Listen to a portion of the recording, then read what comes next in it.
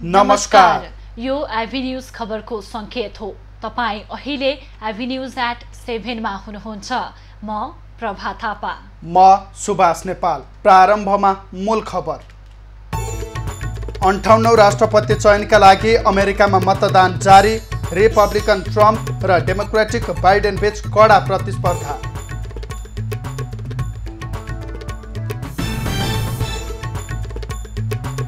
अस्ट्रियाको राजधानी भियनामा भएको आतंकवादी आक्रमणमा मृत्यु हुनेको संख्या 5 पुग्यो। 17 जना घाइते।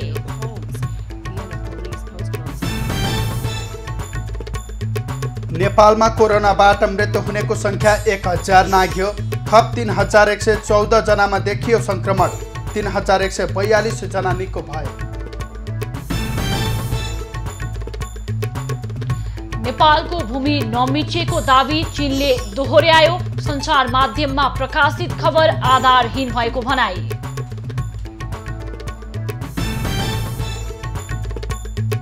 नेपालको नाममा संघीय लोकतान्त्रिक गणतन्त्र नलेख्ने सरकारको निर्णयप्रति कांग्रेसको आपत्ति। संविधानको मर्म विपरीत काम गरेको आरोप।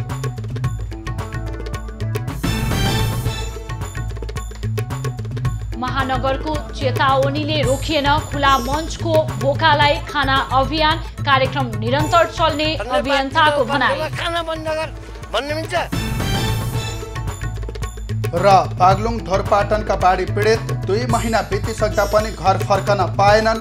सहयोगका लागि सरकारले गरेको प्रतिबद्धता भएन कार्य। हामीले पारदर्शिता गराउनेछौँ। प्रभा, यति बेला 58औं राष्ट्रपति चयनका लागि अमेरिकामा मतदान जारी छ। हो सुभाष। र रिपब्लिकन डोनाल्ड ट्रम्प र त्यसै गरी डेमोक्रेटिक जो बाइडेन बीच तीव्र प्रतिस्पर्धा चलिरहेको छ। अब खबरको सिलसिला प्रारम्भ गरौं अमेरिकी निर्वाचन सम्बन्धी प्रसङ्गबाट। अमेरिकामा बहुप्रतीक्षारत राष्ट्रपतीय निर्वाचन सुरु भएको छ। चुनावपछि अमेरिकाले 5 वर्षे कार्यकालका लागि 58औं राष्ट्रपति पाउनेछ। 58औं राष्ट्रपति छान्नका लागि अमेरिकामा हुने चुनावमा अहिलेका राष्ट्रपति तथा रिपब्लिकन पार्टीका उम्मेद्वार डोनाल्ड ट्रम्प र डेमोक्रेटिक पार्टीका उम्मेद्वार जो बाइडेन बीच प्रतिस्पर्धा हुँदैछ। हुलाक र मतदान केन्द्रमै गएर अहिलेसम्म 9 करोड 30 लाख भन्दा बढी अमेरिकीले अग्रिम मतदान गरिसकेका छन्। यो संख्या सन् 2016 मा गणना गरिएको कुल मतको झण्डै 68% हो। अमेरिकामा बालिग मताधिकारको संख्या 24 करोड रहेको छ। अमेरिकामा करिब 15 करोड मतदाताले मतदान गर्ने अनुमान गरिएको छ। यो कुल मतदाता संख्याको 62% हो। मंगलबार राष्ट्रपतिसँगै सिनेट, हाउस अफ रिप्रेजेन्टेटिभ, राज्यका संसद, गभर्नर सहितका लागि मतदान हुँदैछ। यसपटक सिनेटको 33 सिट र कांग्रेसको 435 सिटको पनि निर्वाचन हुँदैछ। अमेरिकी राष्ट्रपति प्रत्यक्ष निर्वाचनबाट निर्वाचित हुँदैनन्। अमेरिकाका प्रत्येक राज्यबाट 2-2 जना गरी 100 सिनेटर, तल्लो सदनका 435 र डिस्ट्रिक्ट अफ कोलम्बियाका 3 समेत गरी 538 जनाको कलेज डेलिगेट्स अर्थात् इलेक्टोरल कलेज रहन्छ। अमेरिकाको क्यालिफोर्नियामा सर्वाधिक 55 इलेक्टोरल मत रहेको छ भने टेक्सासमा 38, न्युयोर्क र फ्लोरिडामा समान 29 छ। तर निर्णायक राज्यका रूपमा मिचिगन र पेन्सिल्भेनियामा क्रमशः 16 र 20 रहेको छ। अधिकांश राज्यमा 3 देखि 9 इलेक्टोरल मत रहेको छ। संवैधानिक व्यवस्था अनुसार इलेक्टोरल कलेजको मत निर्णायक हुन्छ। 538 इलेक्ट्रोन मत मध्ये 270 मत ल्याउने उम्मेद्वार राष्ट्रपतिको पदमा निर्वाचित हुन पाउँछन्। यस पटकको चुनावमा Florida, Arizona, Pennsylvania, Michigan, north Carolina र जर्जियाको इलेक्टोरल भोट निर्णायक हुने अनुमान छ। सर्वेक्षणले जो बाइडेनले वर्तमान राष्ट्रपति डोनाल्ड ट्रम्प भन्दा झण्डै 10% बिन्दुले अग्रता बनाएको देखाएको छ। सर्वेक्षणमा बाइडेनले 52 र ट्रम्पले 42% मत प्राप्त गर्ने देखिएको छ। मंगलबार निर्वाचन भए पनि निर्वाचनको परिणाम आउन भने केही सातासम्म लाग्न सक्ने बताउँदै आएको छ। करिब 16 वटा राज्यको लगभग सबै परिणाम निर्वाचनको दिन नै आउने अपेक्षा गरिएको छ। 24 वटा राज्यको आधा भन्दा बढी परिणाम प्राप्त हुनेछ र अन्य 11 वटा राज्यको मत गणना सुरु मात्र गरिनेछ। त्यसैले सबै राज्यको परिणाम आउन 1 हप्तासम्म लाग्ने बताइएको छ। सन् 2016मा एक सातामा सार्वजनिक भएको परिणाम यसपटक हुलाक मार्फत गरिएको मतपत्र गणनाले केही बढी समय लिन सक्ने देखिएको छ। दर्शकवृन्द, अमेरिकामा मतदान जारी रहेको छ र यो विषयमा थप कुराकानी गर्न यतिखेर हाम्रो प्रत्यक्ष सम्पर्कमा जोडिनु भएको छ अमेरिकाबाट सञ्चारकर्मी गिरीश पोखरेल।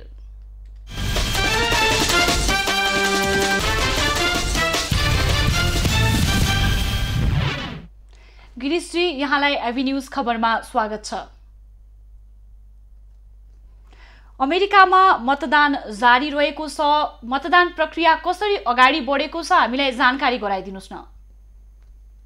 यहाँ चाहिँ अब मतदान यस अघि नै सेप्टेम्बर 9 देखि नै कतिपय स्टेटहरुमा चाहिँ मतदान सुरु भइसकेको छ र आजको मतदान चाहिँ यहाँको अन्तिम दिनको मतदान हो, जो चाहिँ पोलिङ बुथमा गएर मान्छेहरू लाइन लागेर भोट दिइरहेका छन् र कतिपय मतदान चाहिँ यो अघि नै हुलाकबाट पठाउने, त्यसै गरी अर्लियर भोट बुथहरू चाहिँ ठाउँ ठाउँमा खुलेका थिए, त्यसबाट भोट दिने व्यवस्था भइसकेको छ र आज चाहिँ यो अन्तिम मतदान हो। आज मान्छेहरू बिहान 6 बजेदेखि नै यो क्षेत्रमा, मेरो क्षेत्रमा, म रहेको क्षेत्रमा गइसकेका छन् र न्यू हेम्पसायरबाट राति 12 बजेबाटै सुरु भइसकेको छ मतदान चाहिँ आजको लागि। गिरीशजी, कोरोना महामारीका बेला रहेको छ, यस्तो अवस्थामा आम मतदाता चाहिँ मतदान स्थलसम्म पुगेर मतदान गरिरहेको अवस्था छ। यस्तो अवस्थामा उनीहरूको प्रतिक्रिया कस्तो रहेको छ, उनीहरूको सोच के रहेको छ? मान्छेहरू अहिले निकै नै विभाजित देखिन्छन्। मान्छेहरू चाहिँ यो कोरोनाको कारणले भन्दाखेरि पनि यसअघि पनि मान्छेहरूलाई चाहिँ राष्ट्रपति ट्रम्पद्वारा चाहिँ धेरै कुराहरू आइरहेका छन्। ट्रम्पद्वारा चाहिँ मान्छेहरू, आप्रवासीहरू र राष्ट्रवादी बीच अहिले चाहिँ निकै नै नराम्रो विभाजन आउने हो कि भन्ने डर छ यो देशमा पनि। यसअघि यस्तो डर भएको थिएन।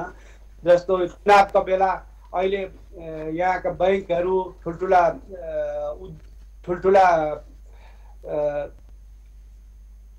पसलहरूमा चाहिँ तारबार गरेर चाहिँ सुरक्षित बनाइँदैछ भनेपछि यो त्यति राम्रो सङ्केत चाहिँ देखिँदैन।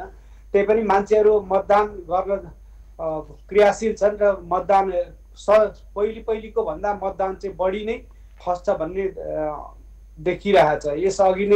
यसअघिको मतदान जुन प्रक्रिया थियो त्योभन्दा बढी अहिले नै खसिसकेको छ। जस्तो हुलाक र अर्लियर पहिले नै गएर भोट दिने, त्यसै गरी अब आजको मत चाहिँ अन्तिम परिणाम आजको मतले लिएर आउँछ र रिपब्लिकन डोनाल्ड ट्रम्प र त्यसै गरी डेमोक्रेटिक जो बाइडेन बीच तीव्र प्रतिस्पर्धा चलिरहेको छ। उम्मेदवारहरूको मुख्य एजेन्डा के रहेको छ, प्रश्न पारिदिनुस् न। मुख्य एजेन्डा, उहाँहरूको एजेन्डा अब एउटा राष्ट्रवादी धार भनेर चाहिँ आफूलाई राष्ट्रभित्र मात्रै सीमित गर्ने, राष्ट्रलाई पहिलो प्राथमिकता दिनुपर्छ भन्नेमा अहिले तत्कालीन राष्ट्रपति हुनुहुन्छ भने, त्यसै गरी उहाँ चाहिँ यो कोरोनाको मारमा अहिले निकै नराम्रोसँग चाहिँ आफू चुक्नु भएको छ। कोरोनै होइन, यो चाइनिज भाइरस हो भन्ने यस्ता अनेकौं अफवाह उहाँ आफैले फैलाउनु भयो पहिले, र अहिले आएर चाहिँ उहाँ यसमा चाहिँ पछि पर्नु भएको छ। कोरोना भनेको महामारी, कोरोनाको महामारीले अमेरिकामा धेरै नै मान्छेहरू मरिसकेपछि मात्रै उहाँ जागरुक भएको देखिनु भएको छ। त्यसले गर्दाखेरि पनि उहाँको पक्षमा मतदान अलिक कम हुन्छ कि भन्ने अनुमान मात्र हो। तर पनि एक खाले मान्छेहरू के छ भने यहाँको राष्ट्रवादी, यहाँ चाहिँ बाहिरको मान्छेहरू आउनु हुँदैन, यहाँ यीका मान्छेहरूलाई शासन गर्नुपर्छ, यीको लागि हो मुख्य कुरो अमेरिका बनाउनु पर्छ भन्ने एउटा जुन मानसिकतामा चाहिँ मान्छेहरू ल्याइएको छ, त्यसले गर्दा यो विभाजन चाहिँ निकै चर्किएर जाने जस्तो देखिन्छ। धन्यवाद गिरीशजी, र पछिल्लो अध्यावधिका लागि यहाँसँग हामी फेरि जोडिनेछौँ। समय र संवादका लागि यहाँलाई पुनः धन्यवाद। उहाँ हुनुहुन्थ्यो अमेरिकाबाट सञ्चारकर्मी गिरीश पोखरेल र हामीलाई अमेरिकामा अहिले मतदान जारी रहेको छ, कसरी प्रक्रिया अगाडि बढिरहेको छ, के छ उम्मेद्वारहरूको मुख्य एजेन्डा यो विषयमा कुराकानी गर्नुहुँदै अब बाँकी खबर। अस्ट्रियाको राजधानी भियनाका विभिन्न 6 स्थानमा आतंकवादी आक्रमणमा 5 जनाको मृत्यु भएको छ। प्रहरीका अनुसार 1 जना आक्रमणकारी र 3 जना सर्वसाधारणको मृत्यु भएको छ। मृत्यु हुनेमा 2 पुरुष 2 महिला र 1 आक्रमणकारी रहेका छन्। अन्य 17 जना घाइते भएका छन्। घाइते हुनेमा प्रहरी पनि रहेको बताइएको छ। आक्रमणमा संलग्न 1 जनालाई प्रहरीले पक्राउ गरेको छ। बन्दुकसहित आएका व्यक्तिहरूले 6 वटा फरक स्थानमा गोली चलाएका हुन्। सो क्रममा प्रहरी र आक्रमणकारीहरू बीच गोली हानाहान भएको थियो। यहुदी प्रार्थना स्थल नजिकै आक्रमण भएको हो। आक्रमण इस्लामिक स्टेट समूहले गरेको अस्ट्रियाको प्रहरीले जनाएको छ। आक्रमणपछि स्थानीय बासिन्दालाई सार्वजनिक ठाउँमा ननिस्कन र यातायात प्रयोग नगर्न भनिएको छ। घटनापछि प्रहरीले प्रति आतंकवादी कारबाही अघि बढाएको छ। आक्रमणपछि भियनामा ठूलो संख्यामा सुरक्षाकर्मी परिचालन गरिएको छ। घटनालाई अस्ट्रियाका चान्सलर सेबास्टियन कुर्जले एउटा घृणित आतंकवादी आक्रमण भनेका छन्। युरोपेली परिषदका अध्यक्ष चार्ल्स मिशेल, बेलायतका प्रधानमन्त्री बोरिस जोन्सन, फ्रान्सका राष्ट्रपति इमानुएल मैक्रोन, नेदरल्यान्ड्सका प्रधानमन्त्री मार्क रुटले आक्रमणको निन्दा गरेका छन्।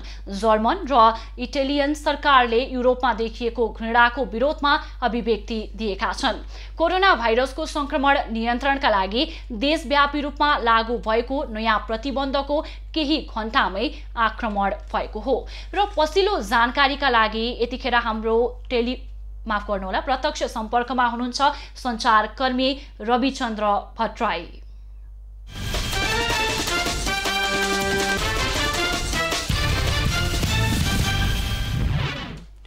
रविजी, एभिन्यूज खबरमा यहाँलाई स्वागत छ।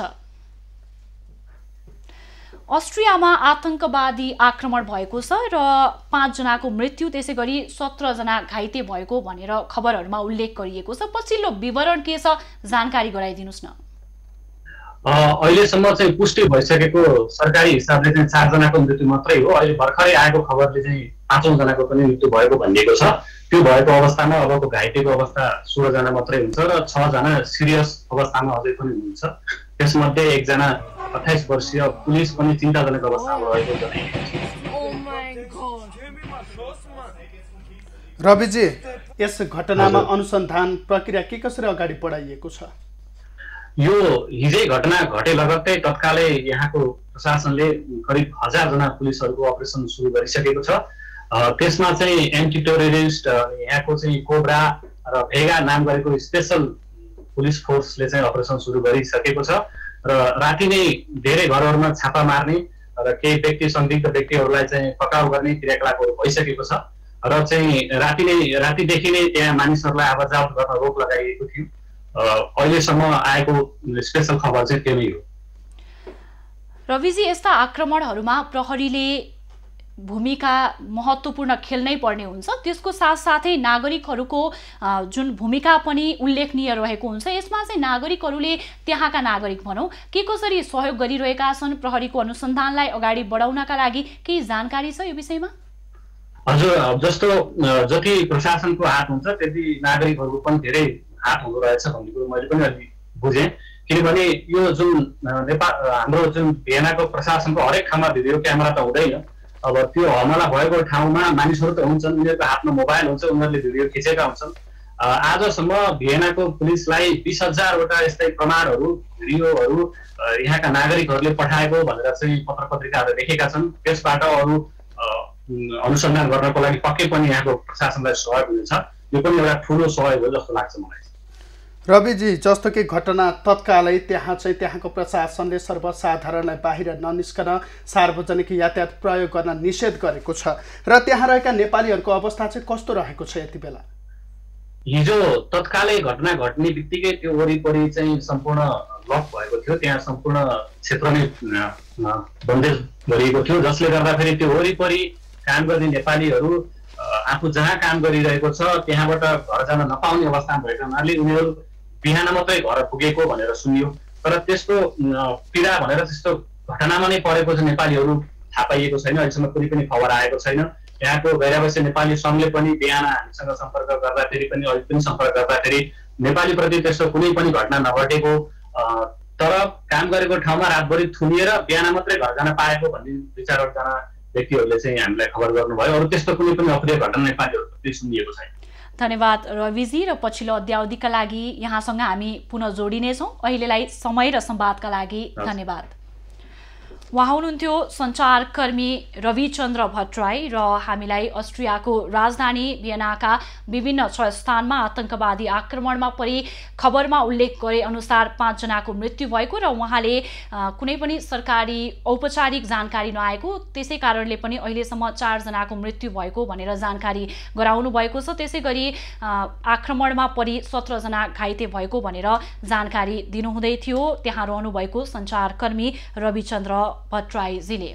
खबरको सुभाष, नेपालमा कोरोना संक्रमणको जोखिम घटेको छैन, त्यसैले पनि थप सजगता अपनाउनु पर्ने देखिएको छ भने नेपालमा अहिलेसम्म कोरोनाबाट मृत्यु हुनेको संख्या 1000 नाघिसकेको छ। पक्कै पनि यहाँले भने जस्तै पछिल्लो 24 घण्टाको तथ्याङ्क हेर्ने हो भने नेपालमा 3114 जनामा संक्रमण पुष्टि भएको छ र यो सँगै नेपालमा कुल संक्रमितको संख्या 1,79,614 पुगेको छ र थप सतर्कता सजगता अपनाउनु पर्ने देखिएको छ। र यसै सम्बन्धी थप खबर, नेपालमा कोरोना भाइरस संक्रमणबाट मृत्यु हुनेको संख्या 1000 नाघेको छ। पछिल्लो 24 घण्टामा कोरोनाका कारण थप 20 जनाको मृत्यु भएसँगै ज्यान गुमाउनेको संख्या 1004 पुगेको हो। नेपालमा पहिलो पटक गत जेठ 1 गते सिन्धुपाल्चोकी सुत्केरी महिलाको कोरोना संक्रमणका कारण मृत्यु भएको थियो। त्यस यताको 5.5 महिनामा कोरोना संक्रमणबाट ज्यान गुमाउनेको संख्या 1000 नाघेको हो। अहिलेसम्म काठमाडौँमा 249, भक्तपुरमा 68 र ललितपुरमा 63 जनाको मृत्यु भएको छ। आज थप 3114 जनामा कोरोना संक्रमण पुष्टि भएको छ। पछिल्लो 24 घण्टामा विभिन्न प्रयोगशालामा 11166 PCR नमुना परीक्षण गर्दा थप 1867 पुरुष र 1247 जना महिलामा संक्रमण पुष्टि भएको हो। काठमाडौँ उपत्यकामा पछिल्लो 24 घण्टामा 1486 कोरोना संक्रमित थपिएका छन्। संक्रमित मध्ये काठमाडौँका 1242, ललितपुरका 163, भक्तपुरका 63 जना रहेका छन्। यो सँगै नेपालमा कोरोना संक्रमितको संख्या 1,79,614 पुगेको छ। देशभर पछिल्लो 24 घण्टामा थप 3142 जना कोरोना संक्रमण मुक्त भएका छन्। यो सँगै नेपालमा कोरोना मुक्त हुनेको संख्या 1,41,134 पुगेको छ। यो संख्या कुल संक्रमितको 78.6% हो। हाल देशभरका आइसोलेसनमा 37,476 जना रहेका छन्। सक्रिय संक्रमित मध्ये 30,694 जना होम आइसोलेसन र 6,782 संक्रमित संस्थागत आइसोलेसनमा रहेका छन्। संक्रमित मध्ये 372 जना आइसियु र 68 जनाको भेन्टिलेटरमा उपचार भइरहेको छ। अहिले क्वारेन्टिनमा 1277 जना बसिरहेका छन्। हालसम्म संक्रमण पहिचानका लागि 14,80,978 वटा नमुना PCR विधिबाट परीक्षण गरिएको स्वास्थ्य मन्त्रालयले जनाएको छ। बिमा लेख बमोजिम प्रदान गरिने बिमाको रकम भुक्तानी दाबी गरेका सबै बिमितहरूलाई सम्बन्धित बिमा कम्पनीले 1 हप्ताभित्र भुक्तानी दिने निर्णय भएको छ। अर्थमन्त्री विष्णु पौडेलको उपस्थितिमा अर्थ मन्त्रालयमा आज बसेको बैठकले बिमा समितिबाट जारी गरिएको बिमा लेख बमोजिम कोरोना बिमा दाबी गरेका बिमितहरूको PCR परीक्षण प्रतिवेदन पोजिटिभ प्रमाणित भएपछि भुक्तानी दिने निर्णय गरेको हो। बैठकले रकम भुक्तानीको समन्वय र अनुगमन बिमा समितिले गरे दाबी भुक्तानीको दैनिक प्रतिवेदन अर्थ मन्त्रालयमा पठाउने निर्णय पनि भएको छ। सो क्रममा अर्थमन्त्री पौडेलले बिमितहरूले बिमाको रकम दाबी गर्नासाथ अविलम्ब भुक्तानी दिने व्यवस्था मिलाउन सम्बन्धित निकायलाई निर्देशन दिएका छन्। त्यस्तै बिमाको दाबी भुक्तानी कार्यमा सेवाग्राहीको गुनासा सम्बोधन गर्न हटलाइन टेलिफोन सहितको हेल्प डेस्क सञ्चालन गर्ने व्यवस्था बिमा समितिले गर्ने भएको छ। बैठकमा अर्थ मन्त्रालयका सचिव द्वय शिशिर कुमार ढुङ्गाना, रामशरण पुडासैनी, बिमा समितिका अध्यक्ष चिरञ्जीवी चापागाई, बिमक सङ्घका अध्यक्ष देवप्रकाश पाण्डे लगायतको सहभागिता रहेको थियो। चीनले नेपालको भूमि नमिचेको दाबी गरेको छ। चिनिया विदेश मन्त्रालयका आयोजित नियमित पत्रकार सम्मेलनमा मन्त्रालयका प्रवक्ता वाङ वेनबिनले चीनले नेपालको कुनै पनि भूमि नमिचेको दाबी गरेका हुन्। उनले चीनले नेपालको भूमि मिचेको भन्ने हल्ला आधारहीन भएको समेत बताएका छन्। विभिन्न सञ्चार माध्यममा भूमि कब्जा गरेको भन्दै प्रकाशित खबर समेत आधारहीन भएको उनले बताएका छन्। द टेलिग्राफले चीनले नेपालको 150 हेक्टर जमिन मिचेर संरचना निर्माण गरेको खबर प्रकाशित गरे लगत्तै चीनको यस्तो भनाइ आएको हो। पछिल्लो समय चीनले हुम्लामा नेपाली भूमि मिचेको दाबी सहितको विवरण सार्वजनिक भएको थियो। कांग्रेसका केन्द्रीय सदस्य तथा कर्णाली प्रदेश सभाका संसदीय दलका नेता जीवन बहादुर शाही नेतृत्वमा गएको टोलीले हुम्लाको उत्तरी भागको सीमा क्षेत्रमा चीनले नेपाली भूमि मिचेको बताएका थिए। परराष्ट्र मन्त्रालयले भने हुम्लामा चीनले नेपाली भूमि नमिचेको बताउँदै आएको छ। सरकारले पछिल्लो पटक नेपालको नाम संघीय लोकतान्त्रिक गणतन्त्र नेपाल नलेख्ने गरी गरेको निर्णयप्रति प्रमुख प्रतिपक्षी दल नेपाली कांग्रेसले आपत्ति जनाएको छ। कांग्रेस प्रवक्ता विश्वप्रकाश शर्माले ट्विट गर्दै सरकारको निर्णय संविधानको मर्म विपरीत भएको जनाएका हुन्। सरकारलाई शर्माले संविधानको मर्म विरुद्धको कर्म नगर्न चेतावनी समेत दिएका छन्। उनले प्रधानमन्त्री केपी ओलीलाई संविधान निर्माणको प्रतिबद्धताप्रति सचेत गराएका छन्। उनले प्रधानमन्त्रीलाई जेल बस्दाको सिद्धान्त भन्दा संविधान निर्माण गर्दाको प्रतिबद्धता याद गर्न पनि आग्रह गरेका छन्। सरकारले असोज 11 मा बसेको मन्त्री परिषद बैठकको निर्णयअनुसार मातहतका निकायमा संघीय लोकतान्त्रिक गणतन्त्र नेपाल नलेख्ने परिपत्र गरेपछि कांग्रेसले आपत्ति जनाएको हो। त्यसको सट्टामा नेपाल मात्रै लेख्न कानुन न्याय तथा संसदीय मन्त्रालयले मातहत कार्यालयलाई परिपत्र गरेको हो। नेपाली कांग्रेसले पार्टीका आमन्त्रित केन्द्रीय सदस्य तथा प्रतिनिधि सभाका सांसद सूर्यबहादुर केसीको निधनमा बुधबार केन्द्रीय कार्यालय सहित पार्टीका सबै कार्यालय बन्द गर्ने भएको छ। मंगलबार बसेको कांग्रेसको आकस्मिक केन्द्रीय कार्यसमितिको बैठकले बुधबार केन्द्र तथा जिल्लाका सबै कार्यालयहरू बन्द गर्ने निर्णय गरेको हो। बैठकले कार्तिक 18, 19 र 20 गते 3 दिनसम्म केन्द्रीय कार्यालय र सबै जिल्ला कार्यालयहरूमा पार्टीको झण्डा आधा झुकाउने निर्णय पनि गरेको छ। स्वर्गीय केसीप्रति सम्मान पोखर गर्दै सो कार्यक्रम निर्माण गरिएको छ।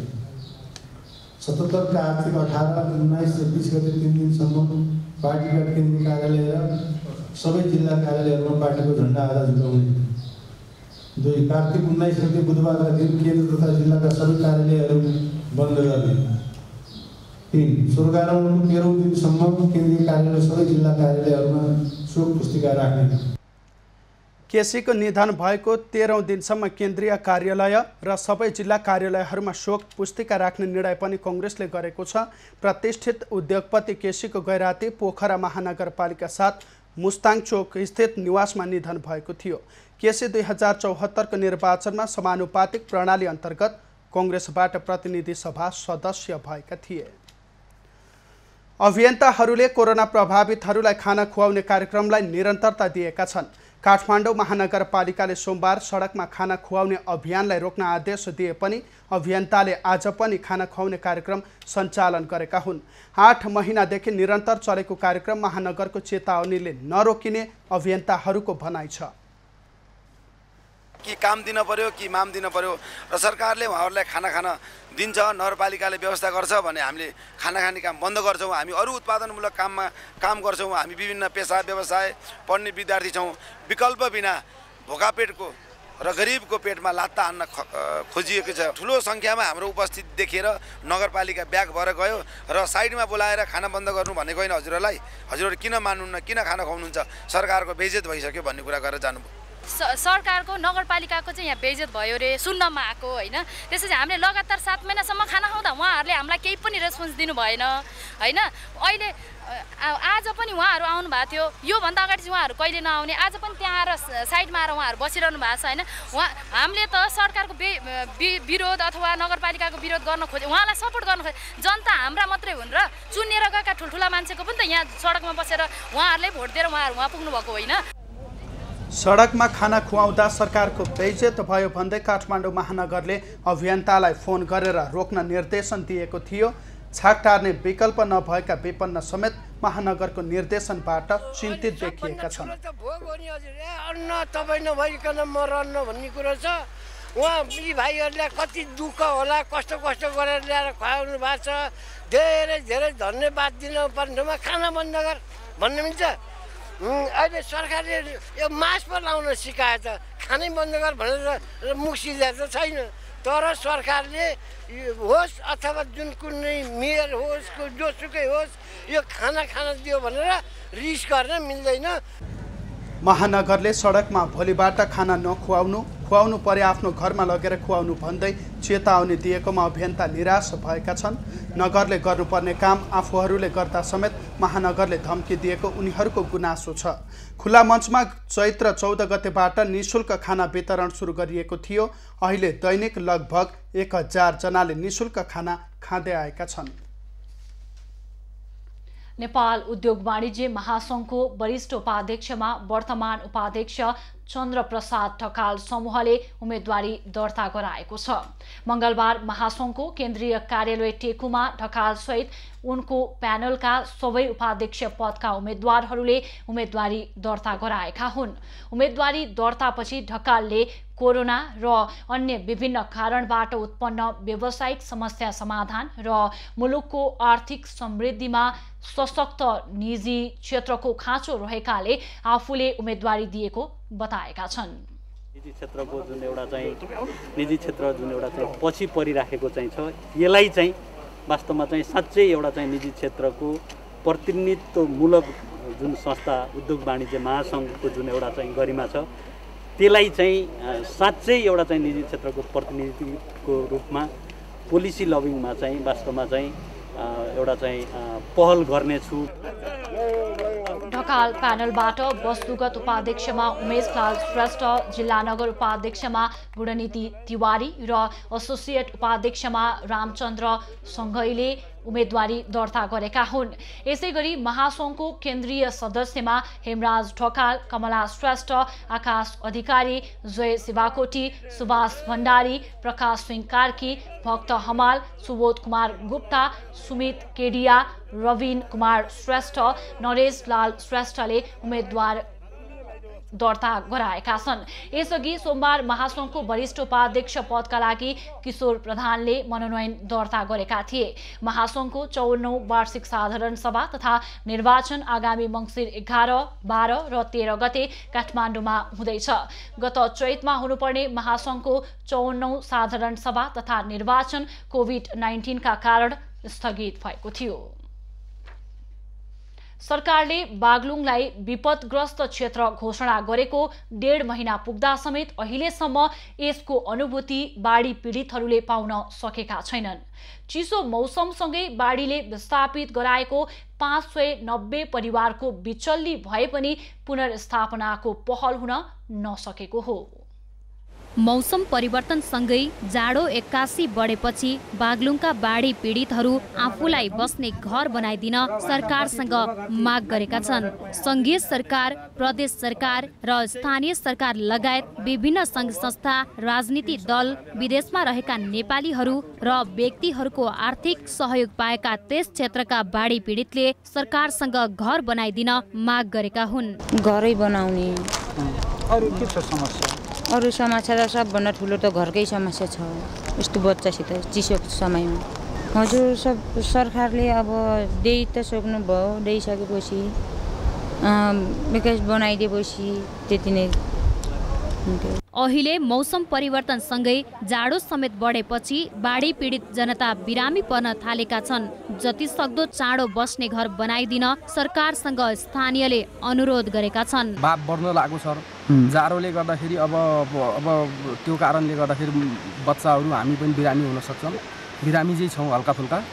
त्यो गर्दा हामीलाई त सरकारले चाहिँ तत्काल चाहिँ यो घरको चाहिँ व्यवस्था छिटै गरिदिएपछि हामी त्यसमा अति धेरै खुसी हुन्छौँ पीडितहरू। बागलुङ जिल्लालाई संघीय सरकारबाट विपदग्रस्त जिल्ला घोषणा गरिएको छ। बागलुङ जिल्लाभर यो वर्ष 590 घर परिवारमा क्षति पुर्याएको हुँदा त्यसलाई निर्माण गर्न जिल्ला विपद समितिले सिफारिस गरेको छ। बासको लागि चाहिँ अब संघीय सरकार नेपाल सरकारबाट चाहिँ बागलुङ जिल्लालाई चाहिँ विपदग्रस्त जिल्ला घोषणा भएको छ र हामीले चाहिँ ढोरपाटन नगरपालिका लगायत जिल्लाभरिकै 590 घर परिवार चाहिँ पूर्ण क्षति र जोखिममा रहेको भनेर जिल्ला विपद व्यवस्थापन समितिबाट सिफारिस गरेर पठाएका छौँ र यसको पुनर्वासको लागि चाहिँ छिटै नै यो काम अगाडि बढ्छ। ढोरपाटन नगरपालिकाभित्र भएका बाढी पीडित परिवारलाई नगरपालिकाले पक्की घर निर्माण गरिदिने तयारी गरेको छ। त्यसका लागि नगरले स्थापना गरेको कोषमा अहिलेसम्म 2 करोड रुपियाँ जम्मा भइसकेको नगरले जनाएको छ। जुन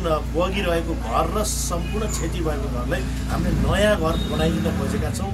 नयाँ घर बनाइदिन्छौँ र नयाँ घरमा फेरि जति सङ्घ संस्था र देश विदेशबाट हुनुभएका दाजुभाइले पठाइदिएको जुन रकम छ सबैको उहाँहरूले ती घरमा हामीले शिलालेख राखेर पूर्ण रूपमा हामीले प्रत्यक्ष हामीले पारदर्शिता गराउनेछौँ। ढोरपाटन नगरपालिकाको हाम्रो प्रतिबद्धता छ। ढोरपाटनको बाढी पीडितलाई धेरै सङ्घ संस्थाबाट चामल, दाल, नुन, तेल, लत्ता कपडा जस्ता पाता र नगद समेत पटक पटक वितरण भने भइरहेको छ। जनताको भत्केको घर बनाउने काम कहिलेबाट सुरु हुने भन्ने अहिलेसम्म केही ठेगान नलाग्दा बागलुङका जनता अन्योलमा परेका छन्। ढोरपाटनमा मात्रै 144 घर परिवार विस्थापित भएका छन्। राजेश चन्द्र राज भण्डारी, बागलुङ।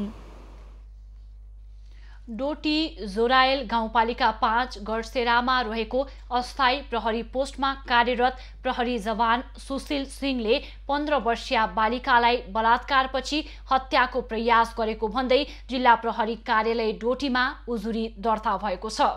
कार्तिक 13 गते राति पीडित बालिकालाई बलात्कारपछि हत्याको प्रयास गरेको भन्दै आफन्तले उजुरी दर्ता गरेका हुन्।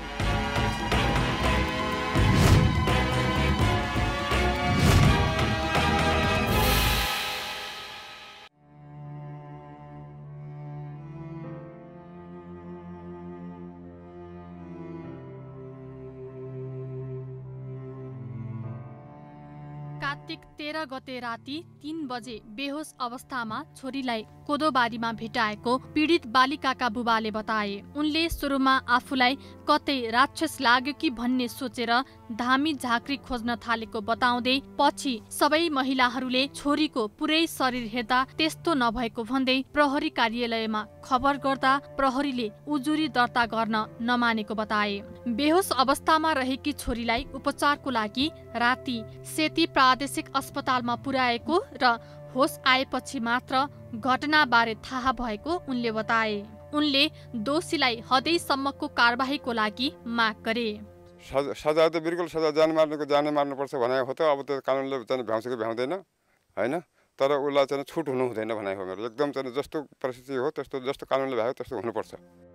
प्रहरीले मुखमा बेहोसको पाउडर छर्दै आफ्नो बहिनीलाई बलात्कारपछि हत्या गर्न खोजेको पीडितका दाजु गणेश बहादुर विष्टले बताएका छन्। अनि अन्दाजी 11 बजेको समयमा यो मेरो बहिनीलाई बलात्कार गरी अनि मार्ने अनि मर्यो भने फाल्यो। पीडित बालिकाले आफूलाई घरमा आएर राति ढोकामा हानेको र त्यसपछि मुखमा पाउडर छर्दै दोपट्टाले घिसार्दै बारीमा पुर्याएको मात्र आफूलाई थाहा भएको बताइन्। त्यसपछि आफू बेहोस भएको उनको भनाइ छ। रहेछ भनेर बाहिर जाँदाखेरि सुशील सिंह रहेछ, अनि त्यहाँ जाँदाखेरि त्यसले सेतो पदार्थ गरेर मैले हालेको छु। निले मलाई घिसार्दै लगेर कोदोबारीमा लगेर बलात्कार गरी अनि मलाई च्यानमार गरेर भागेको रहेछ। मलाई थाहा पनि भएन। मेरो बाबा कतिखेर मेरो चेताएर म कराएको रहेछु अनि मेरो बाबा आएर मलाई लग्नु भएको रहेछ। अनि त्यहाँदेखि मलाई केही पनि थाहा छैन। अनि हस्पिटल जोराइलदेखि ठिक नहुँदा सेतीमा आएर ठिक भएर अनि अहिले अलि होस्। अभिभावकले छोरीलाई उपचारको लागि गडसेरा स्वास्थ्य चौकी, जोरायल प्राथमिक स्वास्थ्य केन्द्र हुँदै सेती प्रादेशिक अस्पताल पुर्याएका हुन्। धनगढीमा उपचार गरेपछि बालिका होसमा आएकी छिन्। बालिकाको घाँटीमा दुपट्टाले कसेको नीलडाम छ। शरीरमा कुटपिटका घाउहरू पनि छन्। एभिन्यूज खबरका लागि सुदूरपश्चिम ब्युरोको रिपोर्ट।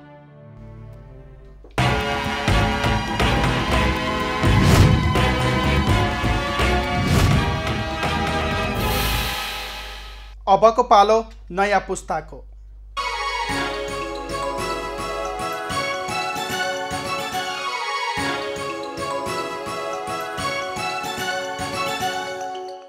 नमस्ते।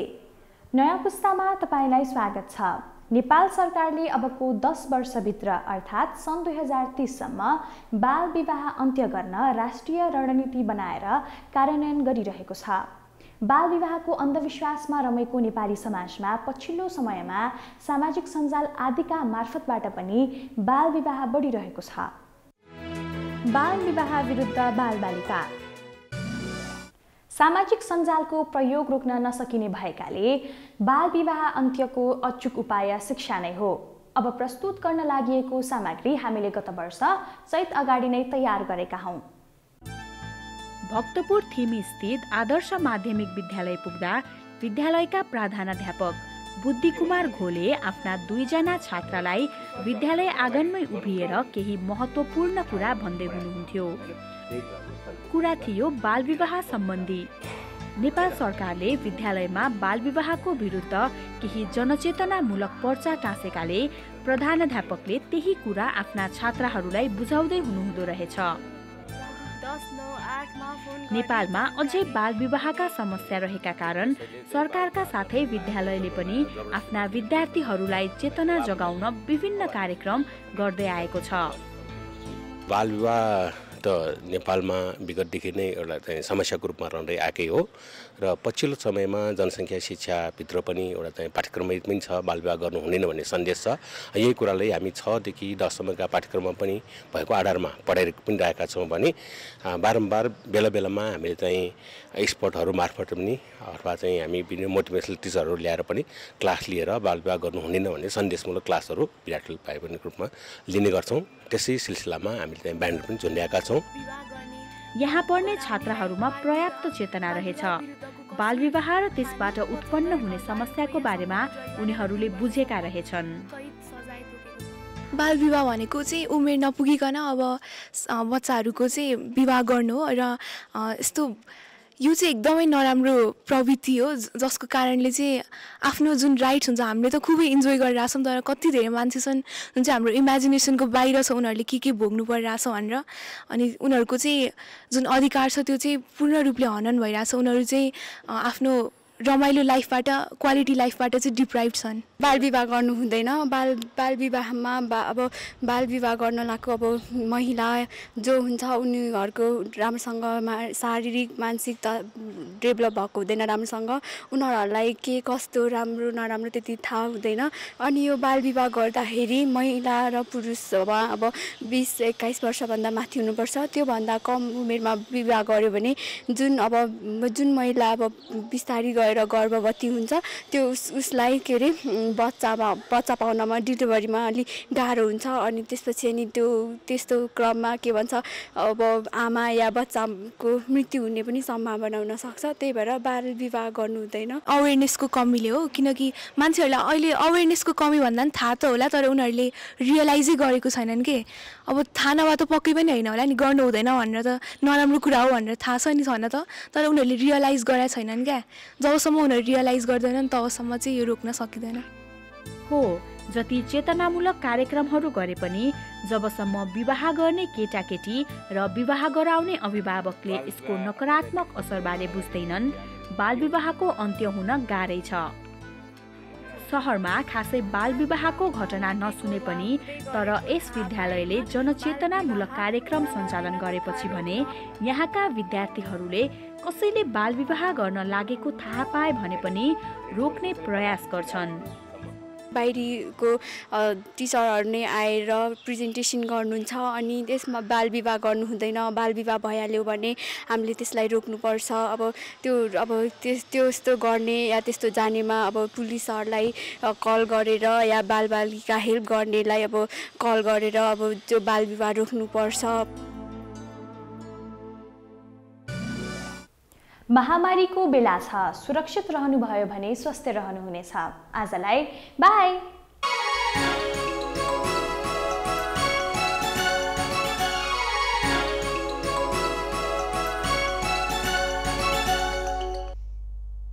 अबको पालो एभिन्यूज एट मौसमको। एभिन्यूज एट मौसमको साथमा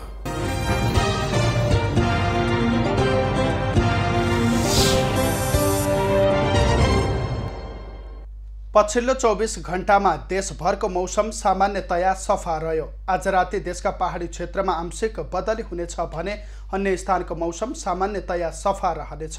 साथै प्रदेश 1, बागमती, गण्डकी र कर्णाली प्रदेशका 1-2 स्थानमा हल्का वर्षा हुन सक्ने जल तथा मौसम पूर्वानुमान महाशाखाले जनाएको छ।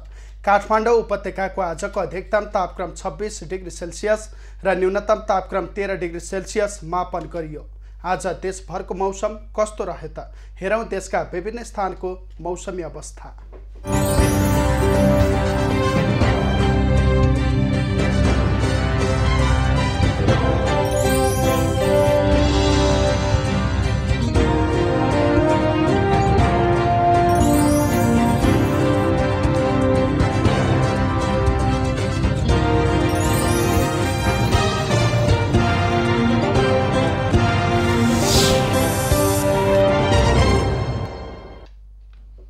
अहिलेलाई खबरको क्रम यति नै। एभिन्यूज खबरका यी सहित अन्य विस्तृत खबरका लागि www.avenews.tv लगअन गर्न सक्नुहुनेछ। युट्युब, फेसबुक र ट्विटरमा पनि हामीलाई फलो गर्न सकिनेछ। खबर भित्रको खबरका लागि हेर्दै रहनुहोला एभिन्यूज खबर। नमस्कार।